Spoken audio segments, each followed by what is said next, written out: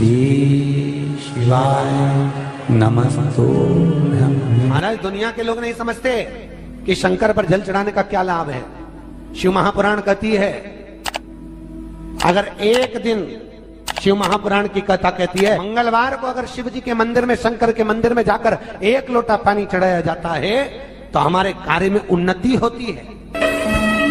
कोई व्यापार नहीं चलता हो, दिक्कत आ रही हो तो हनुमान जी के दूसरे नंबर का भाई गतिमान का स्मरण करो।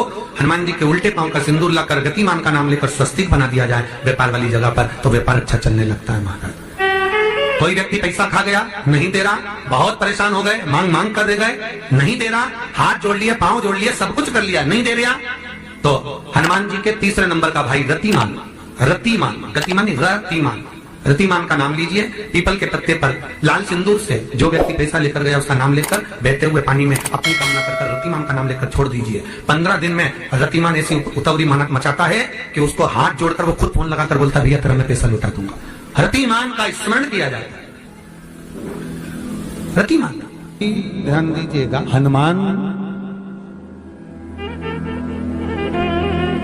का एक स्मरण, पंचमुखी हनुमान का एक भाव। महाराज जैसे बहुत ज्यादा तकलीफ अगर व्यक्ति को हो गई है, बहुत कष्टमय जीवन चल रहा है, हार गए हर जगह से और तकलीफमय जीवन चल रहा है, तो पंचमुखी हनुमान का एक शिव महापुराण का और स्कंद पुराण का एक बड़ा सुंदर मंत्र है। उस मंत्र को आप सब एक बार हमारे साथ में बोलें। ओम नमो हनुमते रुद्र अवताराय सर्व शत्रु संहारणाय सर्व रोग हराय सर्व वशीकरणाय रामदूताय स्वाहा। बस इस मंत्र को हाथ में काली तिल लेकर, एक जौ लेकर और गूगल लेकर, थोड़ा सा उसमें गाय का घी डालकर, कंडे को या अग्नि को जलाकर इस मंत्र का 11 बार 21 बार जाप कर कर अपनी कामना कर कर छोड़ दीजिए। कैसा भी रोग हो, बीमारी हो, कष्ट हो, दुख हो, तकलीफ हो, 21 दिन के अंदर वो आनंद आना प्रारंभ कर देता है। इस मंत्र, स्कंद पुराण का, शिव महापुराण का ये मंत्र मूल पंचमुखी हनुमान सुख दे। और एक और चीज याद रखिए हमारा, यदि कोई काम के लिए जा रहे हो, कोई व्यापार के लिए जा रहे हो या नौकरी करने के लिए जा रहे हो और लगी नहीं रही, बहुत तकलीफ पा रहे हो, सर्विस ही नहीं लग रही, बहुत कष्टमय हो गया, तो निवेदन करूंगा 5 पीपल के पत्ते पर बेसन के 5 लड्डू घर में बने हुए, गाय के घी के 5 लड्डू रख लो। उस लड्डू के बीचों बीच एक आटे का दिया और उसमें तिल्ली का तेल डालकर इसी मंत्र का प्रयोग कर कर पंचमुखी हनुमान का किसी भी हनुमान के मंदिर में जाकर, दक्षिण मुखी हनुमान के मंदिर में जाकर उसको रख कर आ जाइए। इसके बाद आप उस काम के लिए जाइए, आपका काम सफल हो जाएगा। आपको किसी को नहीं कहना पड़ेगा कि हाथ जोड़ना नहीं पड़ेगा, किसी के पांव नहीं पड़ना पड़ेंगे, तुरंत काम होगा। बस इस मंत्र का स्मरण कर कर पंचमुखी हनुमान का भूतेश्वर जो मंत्र है वो सुख देने वाला। पूरे घर में वास्तु के हिसाब से केवल एक दीवार ऐसी होती है जहां पर हनुमान जी का चित्र लगाया जाए।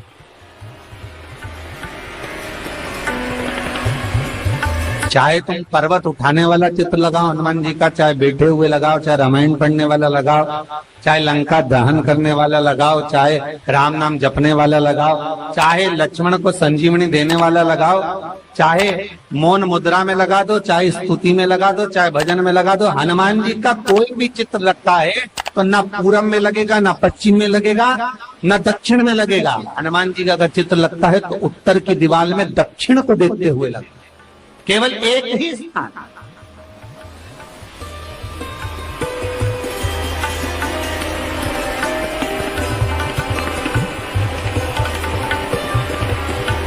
जैसे पूर्वजों के चित्र को, पितरों के चित्र को, गए हुए हमारे जीवों के चित्र को दक्षिण में विराजमान किया जाता है, उसी तरह हनुमान को उत्तर में विराजमान कर कर दृष्टि दक्षिण में कर दी।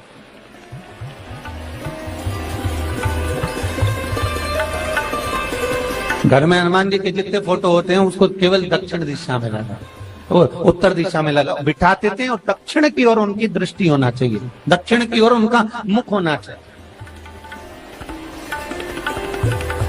क्यों?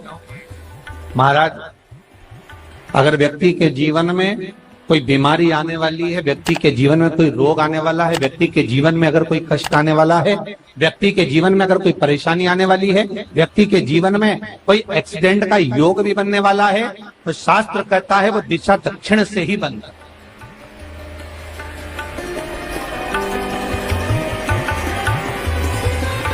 ये दक्षिण जो दिशा है ये यम की दिशा। यहाँ संपूर्ण परिवार के साथ यमराज अपने आनंद में निवास करते। और जब हमारे घर में, हम ये नहीं कह रहे कि आप हनुमान जी का फोटो लगाओ, हम ये भी नहीं कह रहे, आपके घर में हो और आपने अगर विराजमान कर रखा है किसी दिशा में, तो हमारा तो निवेदन रहेगा, अभी तक आपने अगर जैसा रखा, पर एक बार दिशा बदल कर देखना कि रोग, बीमारी, कष्ट, दुख, तकलीफ में आपको लाभ मिला कि ना। हनुमान जी ने केवल दक्षिण दिशा की ओर अगर मुख कर कर हमने विराजमान कर दिया, फोटो ही विराजित किया। हम ये नहीं कहेंगे आपसे कि आप बाजार से फोटो खरीद के लाओ फिर लगाओ, नहीं, आपके घर में हो तो आप लगा दें, आपके घर में हो तो विराजमान।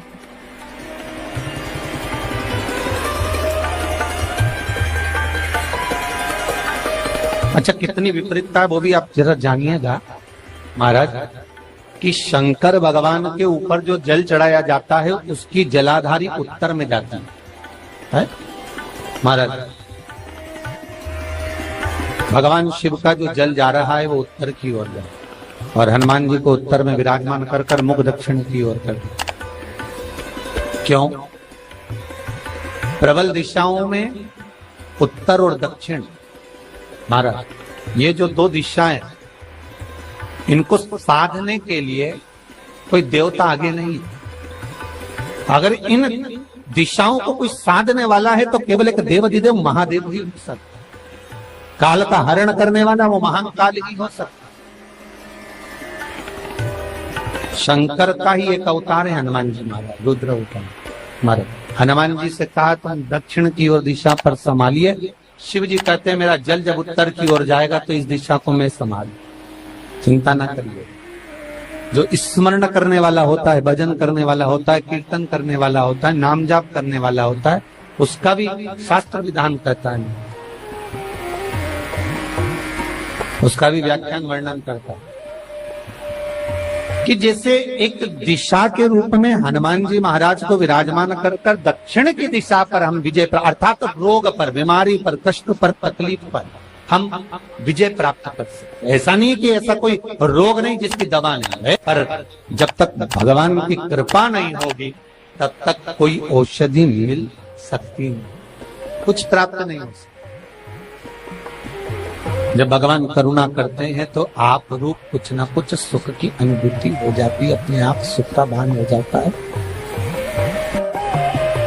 तो जैसे दक्षिण का जो स्वामी तत्व है, दक्षिण पर जो दृष्टि देने वाले श्री हनुमान जी महाराज है, इसलिए हनुमान जी को उत्तर की दीवार पर विराजमान कर कर उनका मुख दक्षिण की ओर रखा जाता है। वास्तु शास्त्र के हिसाब से, वास्तु नियमों के हिसाब से सारे फोटो कहीं पर भी लगा सकते हो, पर हनुमान जी का अगर फोटो तुम्हारे घर में है, हनुमान जी अगर तुम्हारे घर में विराजमान है, हनुमान जी का चित्र तुम्हारे घर में विराजमान है, तो उसका मुख दक्षिण का होगा, तो रोग, बीमारी, तकलीफ, कष्ट ये सब दूर हटते। कई लोग प्रश्न करते हैं, गुरुजी आप कहते हो कि हनुमान जी महाराज शंकर भगवान का एक अंश स्वरूप है, एक अंश। पूरी शिव महापुराण की कथा को उठाकर देखिए, स्कंद पुराण को, मत्स्य पुराण को, कूर्म पुराण को उठाकर देखिए। एक बाणासुर का चरित्र और एक श्री हनुमान जी महाराज का चरित्र बहुत सुंदर है। शिव का एक अंश माता अंजना के तप साधना से शिव की प्रागट्यता और शंकर भगवान की प्रागट्यता से शंकर का स्वरूप प्रकट है। इसीलिए तो कहते हैं शंकर सुमन केसरी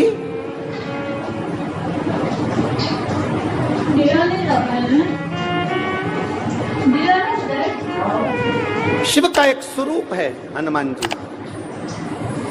हम तो हमेशा कहते हैं अगर आप हनुमान जी का भी दर्शन कर रहे हैं तो ये अंदाजा लगा कर रखें कि आप शंकर का दर्शन कर रहे हैं। आप शंकर का दर्शन कर रहे हैं तो ये अंदाजा लगा कर रखें कि आप हनुमान जी का दर्शन कर रहे हैं। सब एक, कोई भेद नहीं, सब एक, कोई भेद नहीं। देवताओं, आप एक बेलपत्र, जैसे आप एक बेलपत्र कि ये दो जो पत्तियां होती हैं, जरा ध्यान देंगे, ये दो जो पत्ती नीचे की रहती है बेलपत्र, आगे का भाग एक बेलपत्र और नीचे की जो ये दो पत्तियां होती हैं, इन दो पत्तियों के ऊपर एक एक शमी पत्र, ये दो जो पत्तियां हैं इन पत्तियों के ऊपर एक एक शमी पत्र और लाल चंदन ये रखकर कितना भी रोगीला व्यक्ति हो, रोग से ग्रसित व्यक्ति हो, जिंदगी में कितना ही दुख पड़ रहा हो, बेलपत्र की ये दोनों पत्ती जिसके ऊपर शमी पत्र रखकर, लाल चंदन रखकर श्री हनुमान जी महाराज और हनुमान जी महाराज के तीसरे नंबर के भाई श्री गतिमान जी। हनुमान जी कितने भाई हैं? 6। उसमें हनुमान, रतिमान, प्रतिमान, मतिमान, गतिमान, तो जो नीचे के क्रम में आते हैं श्री गतिमान जी, उन गतिमान जी और हनुमान जी का नाम लेकर जो शिवलिंग के ऊपर समर्पित कर देता है, रोग का निवारण होता ही है, रोग मुक्ति होती है। मंगल का प्रदोष निकाल कर रख लो कि मंगल का प्रदोष इस दिन पड़ रहा है, मंगल की त्रयोदशी तिथि पड़ रही है, प्रदोष व्रत मंगलवार का पड़ रहा है। और जिन लड़का लड़की को मंगल होते हैं, जिन कन्या और वर को मंगल होते हैं, केवल शंकर भगवान के मंदिर में जाकर चौमुखी दिया, 4 बत्ती का दिया आटे का, उसमें घी डालकर लड़की शंकर भगवान के मंदिर में मात्र 7 बार शंकर पे से उतार कर 3 बार स्वतः उतार कर शिव के मंदिर में रख देती है, उसका मंगल आड़े आता ही नहीं है, मंगल नहीं आता सामने। मंगल प्रदोष व्रत का इतना महत्व है महाराज। जब जिस महीने में जो प्रदोष पड़ा करे, जब प्रदोष पड़े, बन सके 1 बेलपत्र, बन सके 5 बेलपत्र, शमी पत्र, हरे मूंग, हरा मूंग, बेलपत्र, एक कलश के अंदर थोड़ा सा पानी लेकर 1 बेलपत्र, हरा मूंग, शमी पत्र डालकर और उसमें थोड़ा सा गुड़ डालकर भगवान शिव का स्मरण कर कर प्रदोष काल में, मान लो कोई काम आपका बहुत जरूरी है, बहुत दिनों से आप थक गए हैं, नहीं हो रहा, कर्जा बढ़ रहा है, धन नहीं आ रहा, व्यापार नहीं चढ़ रहा, या कोई समस्या बहुत प्रबल है, कोई एग्जाम में बैठ रहे हो नहीं हो रहा, परीक्षा भी दे दी है, रिजल्ट आने ही वाला है, तो भी प्रदोष काल में, प्रदोष के समय वो जल, मूंग, शमी पत्र और बेलपत्र और गुड़ का शंकर के शिवलिंग को समर्पित करना प्रारंभ कर दो। 2 या 3 प्रदोष करोगे, बाबा आपकी मनोकामना शीघ्र पूर्ण कर देगा। शंकर भगवान पर चढ़े हुए जल जब नीचे की ओर आता है, जिस जगह पर जल गिरता है उस जगह पर मात्र एक दुर्गा प्रदोष के दिन अपनी कामना कर कर इस शरीर के सुख के लिए शंकर भगवान के जल गिरने वाले स्थान के पास में अवधूतेश्वर महादेव के नाम से रख दी जाती है, तो जिंदगी में कभी बड़ी बीमारी नहीं आती। उसी तरह जिससे रोग को समाप्त करने के लिए दुर्गा का प्रयोग किया जाता है। कभी ऐसा योग लगे आपके जीवन में कि आप जिस व्यापार को आपने करा उस व्यापार में आपको फल नहीं मिला, फिर आपने व्यापार चेंज करा, फिर बदल कर देखा, फिर उस व्यापार को कर देखा, उसमें फल नहीं मिला, फिर आपने वापिस व्यापार को बदलने का विचार किया, तो हमारा निवेदन रहेगा उस व्यापार को बदलने से पहले एक काम जरूर कर देखो। 3 स्थान पर बेलपत्र को चढ़ाकर देखिएगा। अगर आपको लगे कि मैंने व्यापार बदल लिया, एक बार बदला, कई लोग ऐसे भी होते हैं जो पैसा इकट्ठा करते हैं, धन एकत्रित करते हैं, और कोई व्यापार ऐसा कर लेते हैं जिस व्यापार में धन चले जाता है तो वो धन वापिस नहीं आता, मारा वो व्यापार का धन वापिस नहीं आता, तो बड़े दुखी होता है कि भाई मेरा गया हुआ पैसा नहीं आ रहा, मैं बड़ा कष्ट में हूं, मेरा खुद का ही आ जाए ना तो मैं निहाल हो जाऊं, मेरा अपना ही नहीं आ रहा जो गया हुआ है, तो मैं क्या वर्णन करूं उसको, क्या उनके लिए भी ये प्रयोग, ये शिव विद्येश्वर संहिता का ये भाव बड़ा सुंदर है। आप व्यापार पर व्यापार बदल कर देख लिए, धन भी हमारा कहीं डूब गया, आ नहीं रहा है, तो प्रयास करना 3 स्थान पर चढ़ाई गई बेलपत्र हमें सुख का अनुभव करा। बहुत ध्यान लगाइए। पहला, अशोक सुंदरी की जगह। अब ये बेलपत्र जब भी आप चढ़ाएंगे तो रविवार की अगर प्रदोष पड़ जाए, कौन से दिन? रविवार की प्रदोष के दिन ये प्रयोग अवश्य कर देखिएगा। ज्यादा बार नहीं करना है, केवल एक ही बार करना, बाबा स्वयं कृपा करेगा। अपने मंदिर में, अर्थात अपने घर के पास कोई मंदिर हो, शिवालय हो, देवालय हो, जहां शंकर भगवान विराजमान हो, शिवलिंग हो, ऐसी जगह पर अवश्य करें। हमें कहीं दूर जाकर ये प्रयोग नहीं करना, अपने शिवालय, अपने जो घर के आसपास में शिवालय हो वो। एक बेलपत्र अशोक सुंदरी वाली जगह। अब उसको अशोक सुंदरी की जगह पर भी चढ़ाने का तरीका क्या है?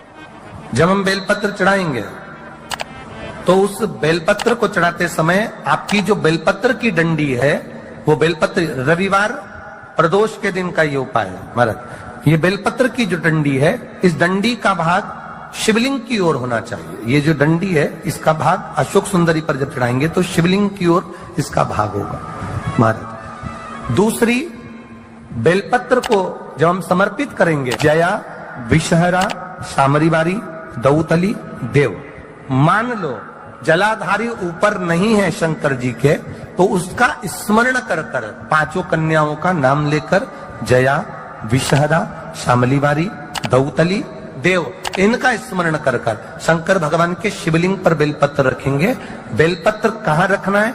आप अगर यहां बैठे हो तो आपके विपरीत में डंडी का मुख होना चाहिए। ये बेलपत्र की जो डंडी है, इसका मुख आपके विपरीत में हो। आप यहां बैठे हो तो डंडी उधर होगी, आप इधर बैठे हो तो डंडी का मुख इधर होगा, आप उधर बैठे हो तो डंडी का मुख